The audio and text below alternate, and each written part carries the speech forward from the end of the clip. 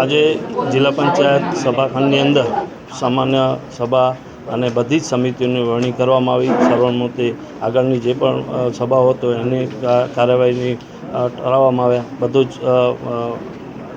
સભ્યો બધા હાજર રહ્યા.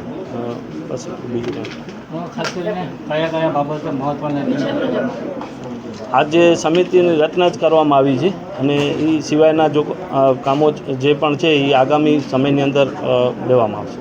ખાસ કરીને આ વખતે 17 જેટલા કામોની વધારાની ગ્રાન્ટની પણ ફાળવણી કરવામાં આવી છે. કેવા પ્રકારના કામો હતા અને કેટલી ફાળવણી થઈ? 17 કામો હતા અને 8 લાખ ઉપરની મંજૂરી આપવામાં આવી છે. એ એવા કામો હતા કે આખા કચ્છની અંદર જે બાલ મંદિર છે, આરોગ્ય છે, એવા કામો હતા જે પ્રાયોરિટીમાં લઈ અને તાત્કાલિક ધોરણે એની મંજૂરી પણ આપવામાં આવી છે. ખાસ કરીને કામોની સૂચિમાં ફેરફારોનો એક મુદ્દો આખો રદ કરવામાં આવ્યો. નહીં, એ મુદ્દો રદ કરવામાં નથી આવ્યો. એ અમે અહીંયાથી બધી તાલુકા પંચાયતના અમારા જિલ્લા પંચાયતના સદસ્યો છે જે સૂચવ્યા હતા કામો એ લેવાના હતા, એની જગ્યાએ કાંઈક કામો થઈ ગયા છે. તો અમારા જે જિલ્લા પંચાયતના સદસ્યો અત્યારે જે નવી બોડી છે આખી, તો એમને ત્યાં કને ખાતરી કરી અને પછી ફેરફાર કરવાનો નિર્ણય લીધો છે. કોઈ વિરોધ કરવાથી એનાથી કોઈ મોકૂફ કરવામાં નથી આવ્યો. અમારા બધા જ સભ્યોને અમે એને જાણ કરશું કે તમારા વિસ્તારની અંદર આ કામ હતું, તમે જોઈ લો, આ થઈ ગયું છે. તો અમે અમારી બોડીએ જે કામ સૂચવ્યા હતા એ તો બરાબર જ હતા, પણ ત્યાંથી એવું કહેવામાં આવ્યું છે કામ થઈ ગયા છે. તો અમે એકવાર જોઈ અને પછી ઠરાવ કરવામાં આવશે આગામી. ખાસ કરીને આજે સમિતિઓની રચના કરવામાં આવી, ચેરમેનોની જાહેરાત છે એ ટૂંક સમયની અંદર અમારી પાર્લામેન્ટ બોર્ડ નક્કી કરતું હોય ત્યાંથી આવશે, એ જ થશે. ખાસ કરીને વિપક્ષે આરોગ્ય અને શિક્ષણના મુદ્દે ખાસ સામાન્ય સભાની માંગણી કરી છે. તો આ અમારા જે શિક્ષણના જ મુદ્દા હતા, જે ગ્રાન્ટ ફાળવી આરોગ્ય ખાતાની, અને એ જ હતા.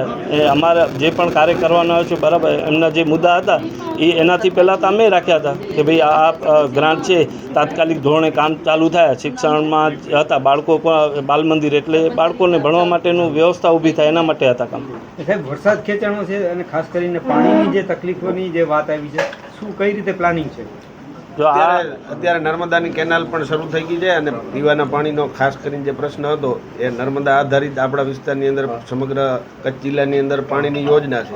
જે આપ સૌ જાણો છો કે લગભગ 20 દિવસથી નર્મદા કેનાલ ચાલુ છે અને એવી કોઈ અમારી પાસે પાણીની કોઈ ફરિયાદ પણ નથી આવેલી. મારું નામ રાજેશ આહિર છે. આજે જિલ્લા પંચાયતની ખાસ સામાન્ય સભા બોલાવવામાં આવી હતી.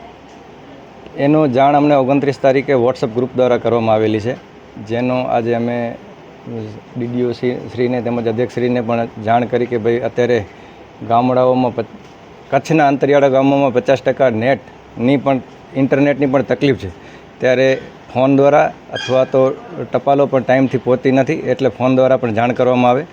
આજની આ સામાન્ય સભામાં ખાસ સામાન્ય સભા બોલાવવામાં આવી હતી.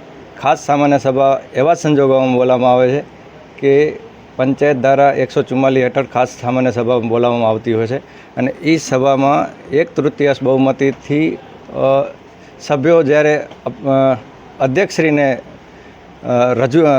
અપીલ કરતા હોય, વિનંતી કરતા હોય ત્યારે બોલાવવામાં આવે છે અને ખાસ મુદ્દાઓ માટે બોલાવવામાં આવતી હોય છે. ત્યારે અમારો એ પણ પ્રશ્ન હતો કે ભાઈ આ પ્રક્રિયા તમે કરી છે 1/3 બહુમતીની કે નહીં, તો કરી હોય તો અમને આપવામાં આવે, એની જાણ આપવામાં આવે, અથવા નથી કરી તો અમારો વાંધો લખવામાં આવે. અને આજની સામાન્ય સભામાં 1 થી 11 મુદ્દા જે અલગ અલગ સમિતિઓની રચના હતી એના હતા. 15માં નાણાં પંચના હતા. અધ્યક્ષસ્થાનેથી જે રજૂ થાય તે અધ્યક્ષશ્રીને અમે ખાસ વિનંતી કરી છે કે ભાઈ આ ખાસ સામાન્ય સભા સમિતિઓની રચના તો ઠીક છે, પણ છેલ્લા 3 મહિનાથી જિલ્લા પંચાયત આજે એપ્રિલ મહિનામાં જિલ્લા પંચાયતની ચૂંટણીઓ થઈ ગઈ છે, નવી રચનાઓ થઈ ગઈ છે, પ્રમુખ ઉપપ્રમુખની રચનાઓ થઈ ગઈ. 3 મહિનાથી અત્યારે આપણા જિલ્લામાં અસ્તવ્યસ્ત છે. જેમાં લોકોના પ્રશ્નો છે, કોઈ પ્રશ્ન અત્યારે આગળ વધી રહ્યા નથી, કામગીરી સંપૂર્ણ ઠપ છે. શિક્ષણ, આરોગ્ય ક્ષેત્રે જો, અને આ અત્યારે વરસાદ ખૂબ ખેંચાયો છે ત્યારે પાણીની પણ ગામડાઓમાં ખૂબ મોટી તકલીફો છે. અને એના સિવાય રોડ રસ્તાઓ છે, ઘાસચારો છે.